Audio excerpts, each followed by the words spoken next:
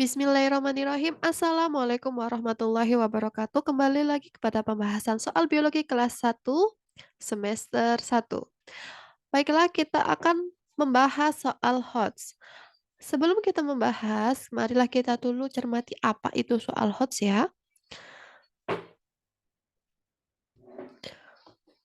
Soal HOTS atau High Order Thinking Skills adalah soal yang melibatkan pemahaman konsep yang lebih mendalam, yang meliputi analisis, aplikasi, sintesis, dan evaluasi. Soal ini dirancang untuk mengukur kemampuan siswa dalam berpikir kritis dan kreatif.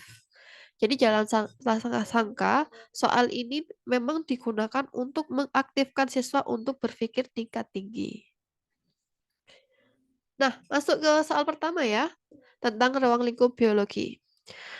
Seorang ahli biologi sedang menyelidiki perubahan komposisi genetik pada sekelompok burung kasuari di Pulau Papua selama beberapa dekade.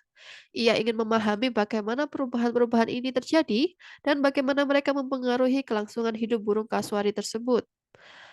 Tingkat organisasi kehidupan yang paling relevan dalam penelitian tersebut adalah, ya, jawabannya sangat mudah sekali ya, D, populasi. Kita bisa lihat di sini, sekelompok burung kasuari. Berarti itu adalah populasi. Awal yang mudah, masuk ke pertanyaan kedua. Seorang peneliti ingin mengetahui pengaruh waktu belajar sebagai variabel bebas terhadap hasil ujian sebagai variabel terikat. Maka variabel kontrol pada penelitian tersebut adalah, jawabannya, ya, jawabannya adalah C, waktu tidur siswa. Kalau variabel bebas adalah segala sesuatu yang bisa diotak-atik atau kita lakukan perubahan untuk mengetahui hasilnya. Nah, waktu belajar ini ya. Kemudian, misalnya waktu belajarnya itu misalnya 10 menit, ada yang 1 jam, atau 1 malam, seperti itu ya. Kemudian kalau yang variabel terikat itu adalah hasil yang perlu diukur, eee, mi kalau di sini, ini hanya satu ya, hasil ujian saja ya yang diukur ini. Maka variabel kontrol adalah segala sesuatu yang diupayakan sama. Agar tidak mengganggu hasil pengaruh antara variabel bebas terhadap variabel terikat. Nah, yang harus dikontrol adalah misalnya ini waktu tidur siswa. Kalau jenis kelamin siswa bukan ya, karena itu tidak mempengaruhi hasil. Ini juga bukan, warna dinding apalagi, musim tahun tidak mempengaruhi juga, karena ini pengaruhnya pada belajarnya. Pertanyaan selanjutnya. Saya seorang peneliti dan juga anak petani. Orang tua saya adalah petani padi. Saya sedih sekali. Setiap kali orang tua saya gagal panen akibat serangan hama. Sebagai seorang peneliti di bidang bioteknologi, saya bercita-cita untuk mengembangkan tanaman yang tahan terhadap hama tanaman. Cabang biologi yang paling relevan untuk saya dalami adalah, ya betul sekali, genetika. Untuk mempelajari pewarisan sifat-sifat organisme. Jadi, kita bisa mempelajari sifat dari varietas yang dapat tahan terhadap hama. Kalau yang B, biologi sel, ya itu sudah ada artinya di sini ya. Struktur dan fungsi sel, taksonomi untuk klasifikasi, anatomi, struktur tubuh organisme, dan mikrobiologi untuk mempelajari mikroorganisme seperti virus, kemudian bakteri, protista, atau yang lebih di bawah, lebih kecil dari itu ya. Nah, kita masuk pada materi selanjutnya tentang keanekaragaman hayati. Keanekaragaman hayati memberikan sejumlah manfaat yang sangat penting bagi manusia dan lingkungan. Keanekaragaman hayati menjaga keseimbangan dan stabilitas ekosistem, di mana setiap organisme memiliki peran uniknya untuk mendukung kelangsungan hidup keseluruhan. Salah satu manfaat keanekaragaman hayati di Indonesia adalah sebagai sumber pangan. Keanekaragaman hayati dapat berkontribusi dalam ketahanan pangan melalui, yang mana jawabannya? Ya ini ya jawabannya ya. Memberikan variasi dalam jenis bahan makanan. Karena semakin beragam maka semakin banyak juga variasi dalam jenis bahan makanan. Kalau hanya memberikan bahan baku pangan saja itu masih kurang ya jawabannya ya. Kalau yang ini mempercepat pertumbuhan tanaman ini bukan sama sekali jawabannya. Kemudian yang D ini mengurangi kandungan air ini juga bukan. Cadangan makanan ini bisa, tapi, ini kan dalam kondisi bukan dalam keadaan yang tidak ada makanan. Jadi lebih ke untuk variasi ini. Pertanyaan selanjutnya dari materi virus. Jelaskan peran positif virus pada terapi genetik dan pembuatan vaksin. Dihubungkan dengan struktur tubuh dan cara reproduksi virus. Nah, kita akan bahas yang pertama-tama dulu tentang terapi genetik. Terapi genetik berarti misalnya ada pasien yang tidak bisa menghasilkan hormon tertentu, maka kita bisa bantu modifikasi materi genetiknya untuk agar dia bisa menghasilkan mendapatkan hormon tersebut. Jadi langkah awalnya itu dari misalnya dari pasien. Dari pasien itu diambil gennya. Nah, gennya ini, mungkin perlu diperbanyak atau diperbaiki, maka diambil dulu, dimodifikasi. Kemudian, dari virus, nah virus juga dimasukkan kepada virus yang dimodifikasi sehingga memiliki materi genetik yang dibutuhkan atau yang diinginkan. Atau yang sudah direkayasa genetik.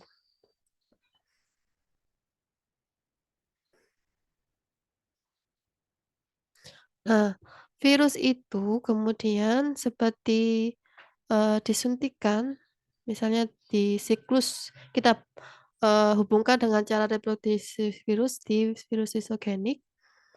Virus itu pertama kan absorpsi atau, kalau dalam penelitian ini disuntikkan ya, diabsorpsi kan terus penetrasi. Nah, disuntikkan ini kemudian kan melalui proses tahapan menjadi profag, bentar, agar warnanya berbeda. Nah, ini materi genetik yang sudah dimodifikasi tadi dimasukkan dalam virus sehingga menjadi profag. Saat ini melakukan pembelahan diri menjadi misalnya 2 virus maksudnya 2 sel inang yang identik,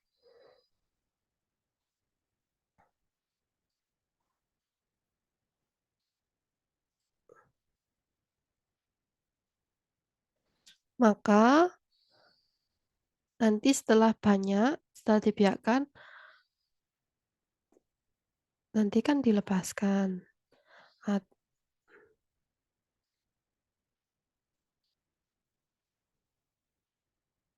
nah, materi genetik ini nanti yang sudah dibiarkan akan disuntikkan kembali pada tubuh pasien yang memerlukan, terapi genetik tadi. Nah, tadi sudah, sekarang kita akan membahas tentang pembuatan vaksin.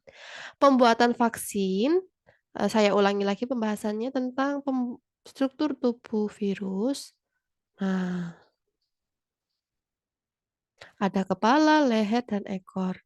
Bagian yang ini berperan sebagai sel pengenal atau ini namanya serabut ekor, berperan sel pengenal, pengenal sel target.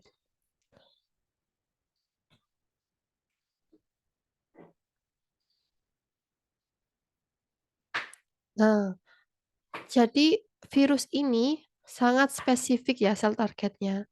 Jadi misalnya virus corona hanya menyerang pada sel-sel saluran pernafasan saja misalnya seperti itu.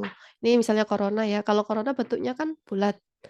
Nah, karena dia bulat, sel pengenalnya adalah spike-nya ini. Spike, materi genetiknya.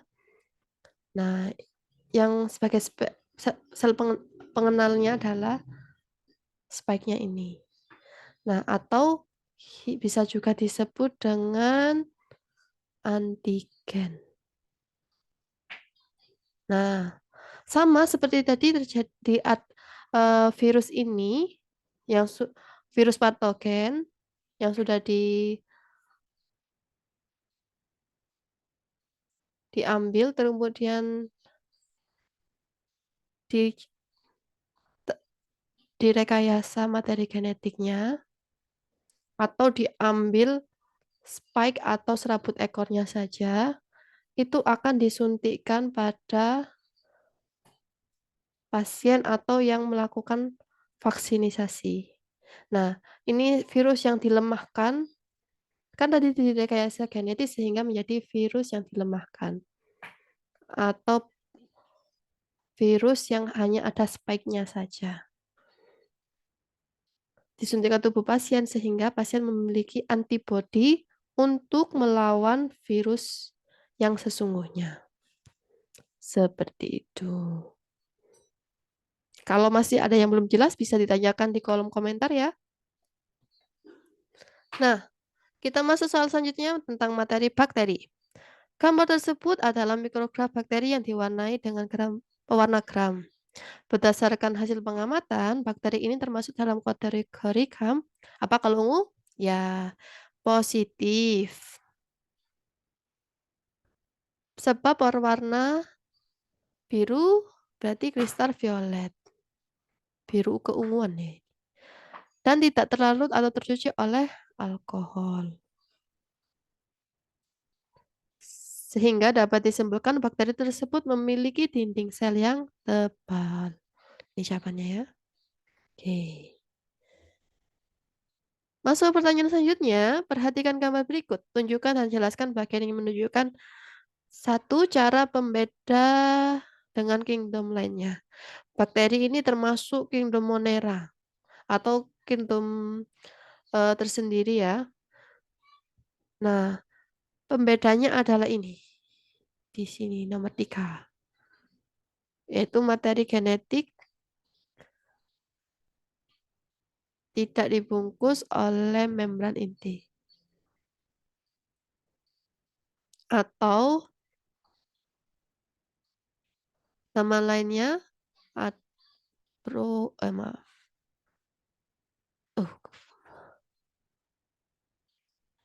Prokariot. Soal selanjutnya, vektor terapi gen. Seperti yang sudah jelaskan tadi, vektor terapi gen adalah yang mana? Yang 4 ini ya. Nah, bentuknya biasanya seperti bulat. Ini agak bulat ya di sini. Nomor 4, vektor terapi gen adalah nomor 4.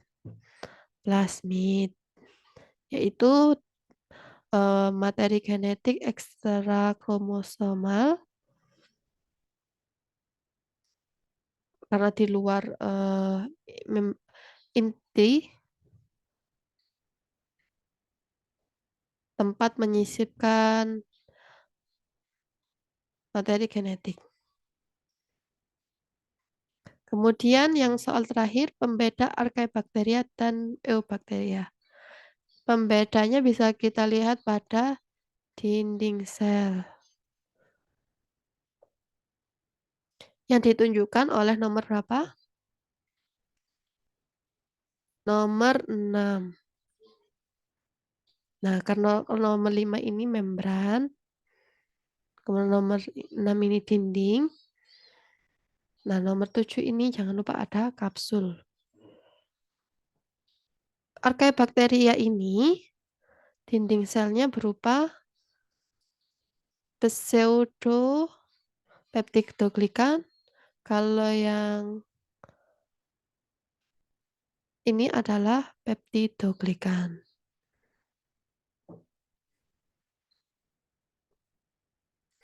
Oke, kita masuk soal terakhir tentang protista. Bisa dibaca dulu. Kita lanjut ya ke soalnya. Berdasarkan informasi tersebut dapat disimpulkan bahwa spesies tersebut tergolong dalam A. Jamur atau fungi karena nama lain cendawan adalah jamur. Nah, ini soalnya protista ya. Memang protista mirip jamur tapi bukan termasuk jamur. Ini jawabannya salah. Kemudian soal selanjutnya, Myxomicota sebab mirip jamur hidup di tempat lembab. Ini juga mirip jamur betul tapi bukan Myxomicota. Kemudian Myxomicota karena seperti amoeba tidak. Ini tidak seperti amoeba ya ini ya. Oomycota karena membentuk struktur bulat seperti ovum. Bila kita amati memang seperti bulat, tapi sebenarnya itu tidak bulat ya. Itu kan ada banyak sekali. Nah, ini adalah Oomycota karena berbentuk hifa dan di air hidupnya. Oke, ini yang betul ya. Oomycota atau jamur air yang bentuknya seperti benang-benang hifa. Kalau kalian tahu ini adalah Sarcopenia. Nah, baiklah. Demikian terima kasih atas perhatian kalian. Kalau masih ada pertanyaan bisa langsung ditanyakan di kolom komentar. Terima kasih. Jangan lupa like, share, and subscribe. Assalamualaikum warahmatullahi wabarakatuh.